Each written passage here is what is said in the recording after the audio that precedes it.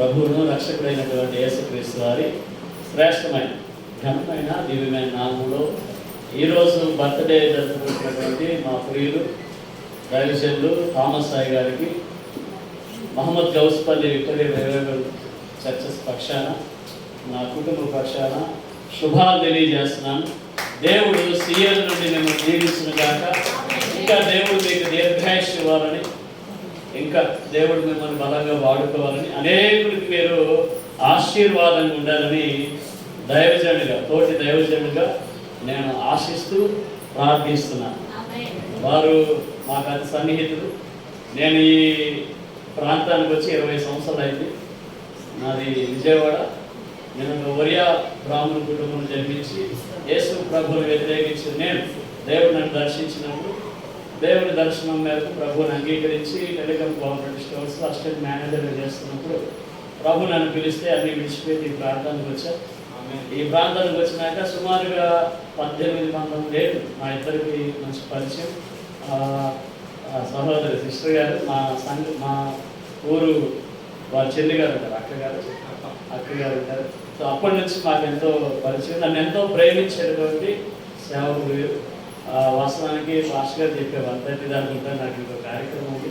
4 రోజుల క్రితం వారికి జన్మదినం అని చెప్పి తెలియజేసినప్పుడు తప్పకుండా వస్తానని మాట ఇచ్చాను. సో 10:30కి కార్యక్రమం ఉన్నారు.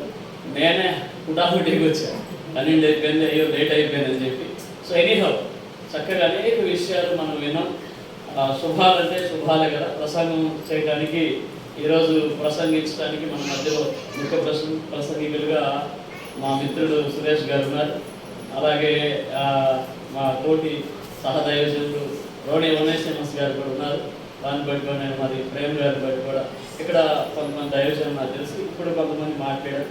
అందరి బట్టి ప్రభువుకి ఒకసారి మనం స్తోత్రం చెప్తాం. హల్లెలూయా. ఎక్కువ విషయాలు చెప్పను, ఒకే మాట చెప్పి నేను కూర్చుంటా. మీ దగ్గర బైబిల్ ఉంటే 40 యెషయా గ్రంథం 43వ అధ్యాయం 7వ వచనాన్ని ఒక్కసారి చదువుదాం. 43వ అధ్యాయం 7వ వచనం. నా దగ్గర బైబిల్ ఉంది. బైబిల్ తెలిస్తే టైం పడుతుంది చెప్పి నేను 5 నిమిషాలు టైం అడిగాను కనుక యెషయా గ్రంథం 43వ అధ్యాయం 7వ వచనం. దేవుడు మనల్ని ఎందుకు సృష్టించాడు అంటే ఆయన నామ మహిమ నిమిత్తం. చెప్పండి, ఎందుకు సృష్టించాడు? మనిషిని దేవుడు ఎందుకు పుట్టించాడు? తన నామ మహిమ కొరకు. హల్లెలూయా. ఈ స్థానిక సంఘంలో ఇక్కడ ఈ చర్చి మెంబర్స్ ఎవరో చేతులు ఎత్తారు సార్. ఈ చర్చికి ప్రార్థనకి రెగ్యులర్గా ఆదివారం మిగతా రోజులు వచ్చేవారు. రైట్, గుర్తుపెట్టుకోవాలి. జన్ను థామస్ గారైనా సరే, ఇక్కడున్న మనం అందరమైనా సరే, మనందరినీ దేవుడు ఎందుకు పుట్టించాడంట? ఆయన నామానికి మన ద్వారా ఏం రావాలి? మహిమ రావాలి. ఇప్పుడు మన పిల్లలు ఒకడు కలెక్టర్ అయినందుకో ఎవరు గర్వంగా పిలువుతారు? అది డాడీయా కదా? అందరికి కార్ దగ్గర వేసి చెప్తారు కదా, మా కొడుకు ఇట్లా తలకి నా కొడుకు అని కాసేపు ఆపి చెప్తాడు. ఏమని? కలెక్టర్ ఈ జిల్లాకే. వాడు మస్తు చదువుతాడు, గుడ్ బాయ్, బాగా చదువుకొని మంచివాడు చక్కగా కలెక్టర్ అయ్యాడు. ఆయనకి ఇంకో కొడుకున్నాడు. వాడు పగ్గా తాగిపోతే ఎక్కడ పడితే అక్కడ పడిపోయాడు అనుకో, వాడి గురించి ఎట్లా ఉంటుంది? కాళ్ళ దగ్గర చెప్తాడా? ఆ తాగు పడిపోయినాడు చెప్తాడా? మరి పరమ తండ్రి మనల్ని పుట్టించాడు. మనం పుట్టించి మన కొరకు ఆయన ఈ లోకంలో దిగొచ్చి యావత్ మానవాళి పాప పరిహారాంత నిమిత్తం ప్రతి మనిషి కూడా నిత్య జీవానికి కనుక మోక్ష రాజ్యానికి కనుక పరలోక రాజ్యానికి స్వర్గానికి రావాలి, ఆయన స్థానంలోకి రావాలని మనుషులు పాపం నుంచి విడిపించడానికి యేసుక్రీస్తు వారి లోకంలోకి వచ్చి రక్తాన్ని చెందించి తన ప్రాణాన్ని పెట్టి మన అందరినీ విమోచించాడు. మరి ఇక్కడ మనం ప్రభు యేసుక్రీస్తునందు విశ్వాసం ఉంచాం. ఎవరైతే యేసునందు విశ్వాసం ఉంచుతారో వారందరూ కూడా నిత్య జీవానికి వారసులు అవుతారు కదా. మరి యేసు రక్తంలో కడగబడిన మనం ఎవరికి పేరు తేవాలి? యేసయ్యకి పేరు తేవాలి. మహిమ ఎవరికి రావాలి? యేసయ్యకి రావాలి. సో కనుక ఇప్పుడు నేను పెద్ద విషయాలు మీకేం చెప్పట్లా, ఎందుకంటే నేను ప్రసంగికుడిగా రాలా, శుభాలు చెప్పమన్నారు. సో మా సహోదరులకి దేవుడు ఇంకా దీర్ఘాయుష్నిచ్చి ఈ పరిచయాన్ని వారి కుమారుని కూడా దేవుడు బలంగా వాడుకోవాలని నేను ఆశిస్తూ ప్రార్థిస్తున్నాను. ఒక్క మాట ఏంటంటే దేవుడికి మన ద్వారా ఏం రావాలి? మహిమ రావాలంటే ఏం చేయాలి? ఆయనకి ఇష్టలుగా బ్రతకాలి. ఎలా బ్రతకాలి? అపోస్తుల కార్యాలు 13వ అధ్యాయం కనుక చూస్తే 22వ వచనంలో దావీదుని నేను కనుగొన్నా, ఆయన నాకు ఇష్టమైన మనుషుడు. ఎలా జీవించాడు దావీదు? ఇష్టంగా బ్రతికాడు. సరే, దావీదులో ఉన్నటువంటి కొన్ని మాటలు ఏంటంటే, దావీదుకి దేవుడు అంటే ఎందుకు ఇష్టమైపోయింది, దావీదు అంటే దేవుడికి ఎందుకు ఇష్టమైందంటే, దావీదు ప్రార్థన పరుడు. దేవుడిని నమ్ముకుని మనం అందరం ఏం చేయాలి? తప్పకుండా ప్రార్థన చేయాలి. A prayerless man is a powerless man. ప్రార్థన లేనివాడు శక్తి లేనివాడు. దేవుడి నుంచి ఏం పొందుకోవాలన్నా మనకి ఏం కలిగి ఉండాలి? ప్రార్థన. ఇక్కడ కనపడుతున్నటువంటి లైట్ ఉందా? మనమందరం ట్రైన్ ఎక్కుతున్నాం, లైట్లు వేసుకున్నాం, సెల్ ఫోన్ వాడుతున్నాం, ఫోన్ వాడుతున్నాం, ఎన్ని వాడుతున్నాం. ఇవన్నీ ఎవరు కనిపెట్టారు తెలుసా? రక్షించబడినటువంటి కుటుంబాల నుంచి వచ్చిన దేవుడి బిడలే.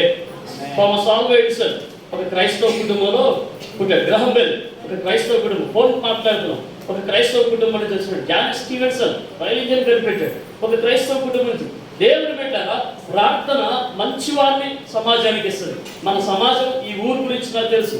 ఈ ఊర్లో కొంతమంది అక్కడ మెయిన్ చర్చ్ ఉన్నప్పుడు పనిచేసిన సైమన్ పీటర్ గారు, గిడియన్, వీళ్ళందరితో ఇక్కడ ప్రాబ్లం వచ్చినప్పుడు నేను వచ్చాను. మహమ్మద్ గౌస్ గురించి నేను ఒక్కడే వారి పక్షాన్ని నిలబడ్డా. కొన్ని పరిస్థితులు ఉన్నాయి, మనకు తెలుసు. ఈ ఊరు మారాలంటే మన దగ్గర ఏం కావాలి? ప్రార్థన కావాలి. ఎవరైతే ప్రార్థిస్తారో వారు దేవుడికి ఇష్టంగా మారిపోతారు. తర్వాత చర్చిలో ఎట్లా పడితే అట్లా కూర్చోబడదు. కాలు సాపుకొని అనుకుంటా, కాలు మీద కాలు వేసుకుని ఎట్లా పడితే అట్లా ఉండకూడదు. ఎందుకు? కలెక్టర్ దగ్గర ఎట్లా పడితే అట్లా ఉంటామా? సీఎం దగ్గర ఉంటామా? ఒక మనిషికే రెస్పెక్ట్ ఇస్తున్నప్పుడు జీవం కలిగిన దేవుడు ఇక్కడ ఉన్నారు కదా, ఆ దేవుని దగ్గర ఎట్లుండాలి? చాలా తగ్గింపు కలిగి. సో ప్రతి మనిషికి ఏముండాలి? వినయం ఉండాలి, విధేయత ఉండాలి. సో ప్రార్థన కావాలి. దావీదు ప్రార్థన పడు, దావీదు విధేయత చూపించాడు, అందుకే ఇష్టంగా మారిపోయాడు. వాక్యాన్ని ప్రేమించాడు, వాక్యాన్ని ధ్యానించాడు. సో కనుక దావీదులో చాలా క్వాలిటీస్ ఉన్నాయి. నా టైం అయిపోయింది. సో ప్రార్థన చేద్దాం, దేవుడికి దగ్గర తగ్గించుకుని పోబడదాం, ప్రతి దానికి విధేయత చూపించాడు. మూడవదిగా వాక్యాన్ని ఎక్కువ చదవాలి, వాక్యాన్ని ధ్యానించాలి. తిండి తినకపోతే మనిషి ఏమవుతాడు? బలహీనుడు అయిపోతాడు. వాక్యం తినకపోతే సైతాన్ని మనం మోసం చేస్తాడు. సైతాన్ని ఎదిరించాలంటే వాక్యం కావాలి. అందుకనే దావీదు దేవుడికి ఇష్టంగా మారిపోయాడు. దావీదు అందరూ కూడా భయపడిపోతారు గొల్లియాతును చూసి. జీవము కలిగిన దేవుని సైన్యాన్ని తిరస్కరించినట్టు ఈ సున్నతి లేని ఆఫ్టర్ ఫిలిస్తీయుడు ఎంతటి వాడు అని చెప్పి దేవుడి నామలో ఒక రాయితో పడగొట్టేసి. సో కనుక ఈ గ్రామంలో గొప్ప కార్యాలు మనం చూడాలంటే మరి తమ్ముడు రంజిత్ ఎవరి ప్రాణ సేవ చేస్తున్నాం. సో కనుక ప్రార్థన, విధేయత, వాక్యం ఎక్కువ ధ్యానించాలి.